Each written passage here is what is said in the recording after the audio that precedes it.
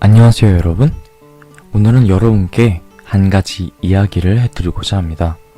함께 동화책을 열어볼까요? 한 아이가 있습니다. 그 아이는 여러 나라들을 탐방해 보기로 했어요. 먼저 A 국가로 가볼까요? 어머, 저기서 누군가 막고 있나 봅니다. 좀 더 가까이 가서 들어볼까요? 어이쿠, 폭행 사건이 일어나는 것 같아요. 아이는 상상합니다.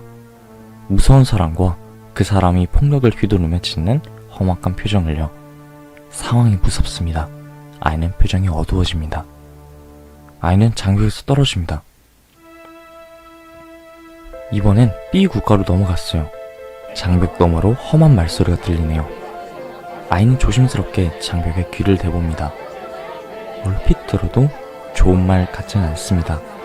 욕 같기도 하고 험한 말 같기도 하네요. 그들은 깡패 집단인 것 같기도 하고 조직 폭력배 같기도 해요. 아이는 이 소리를 듣고 B 국가에 대해 암울하게 생각합니다. 구멍이 하나 있네요. 자세히 들여다볼까요? 구멍 너머에 있는 C 국가의 쓰레기를 자전거에 잔뜩 싣고 가는 사람이 보입니다.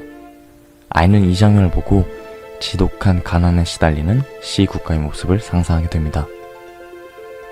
이런 상황들은 아이로 하여금 A, B, 그리고 C 국가에 대해 부정적인 시각을 가지게 되었습니다.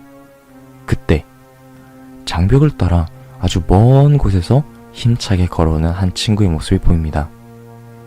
친구는 아이에게 장벽 너머로 놀러 갔다 왔다고 하네요.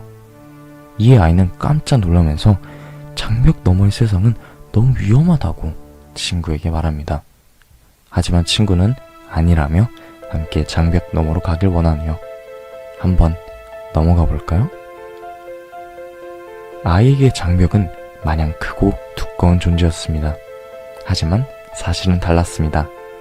알고 보니 장벽은 골판지로 되어 있는 얇은 벽이었고 아이와 친구는 합심하여 그 벽을 힘껏 밀어 넘어뜨리고 장벽 너머의 진실에 대해 알게 됩니다.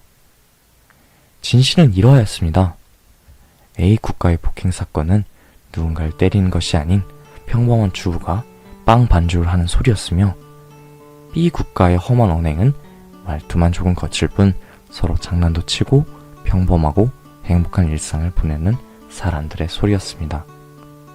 C 국가의 불청결한 환경은 사람들이 친환경적인 삶을 살기 위해 분리수거를 하는 모습이었습니다. 모든 것의 진실을 알게 된 아이는 놀라워합니다.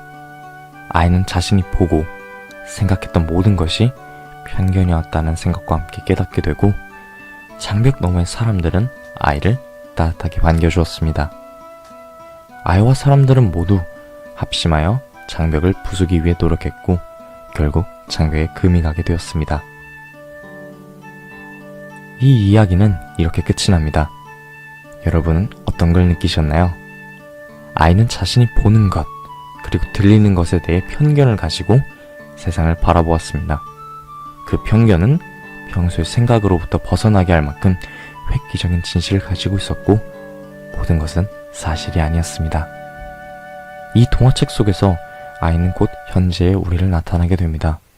우린 여전히 수많은 경계와 편견 속에 살아가고 있습니다.